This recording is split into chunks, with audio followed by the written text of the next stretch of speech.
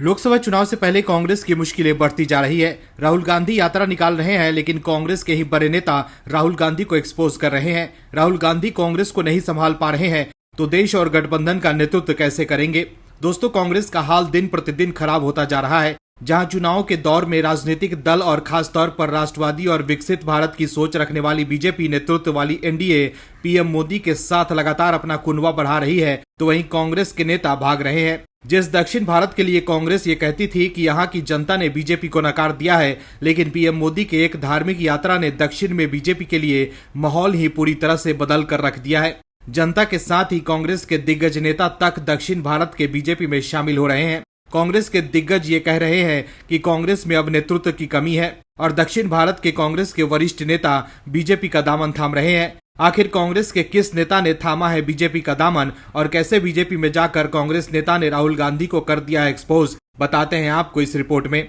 दरअसल लोकसभा चुनाव से पहले कांग्रेस के लिए लगातार बुरी खबर आ रही है। जब से राहुल गांधी ने यात्रा शुरू की है, तब से कांग्रेस में भगदड़ मच गई है। कांग्रेस के दिवंगत नेता और केरल के पूर्व मुख्यमंत्री के करुणाकरन की बेटी पद्मजा वेणुगोपाल बीजेपी में शामिल हो गई हैं। पूर्व केंद्रीय मंत्री और बीजेपी के केरल मामले के राष्ट्रीय प्रभारी प्रकाश जावड़ेकर और राष्ट्रीय सचिव अरविंद मेनन सहित अन्य नेताओं की मौजूदगी में पद्मजा ने बीजेपी की सदस्यता ग्रहण की है। वहीं पद्मजा वेणुगोपाल ने इस मौके पर कहा कि वो बीजेपी में शामिल होकर बहुत खुश हैं, लेकिन थोड़ा तनाव में भी है क्योंकि वो कई सालों तक कांग्रेस के साथ रही। उन्होंने कहा कि मैंने पार्टी छोड़ दी क्योंकि कई वर्षों से कांग्रेस से खुश नहीं थी, खासतौर पर केरल राज्य में हुए विधानसभा चुनाव के बाद से।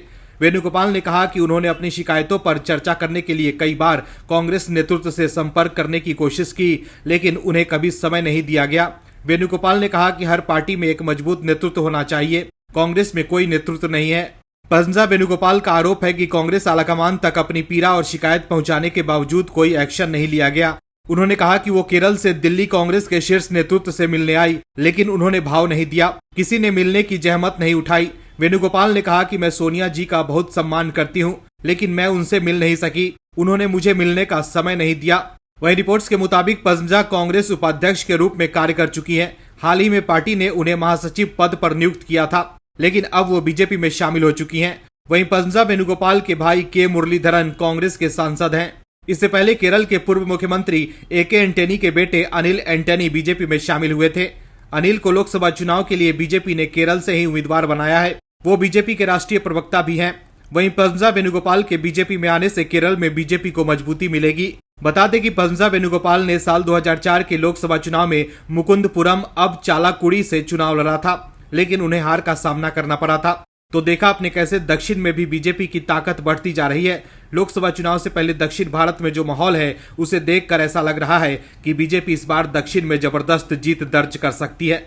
Bureau report OMH news. और भी वीडियोस देखने के लिए चैनल को सब्सक्राइब करें और बेल आइकन को दबाएं।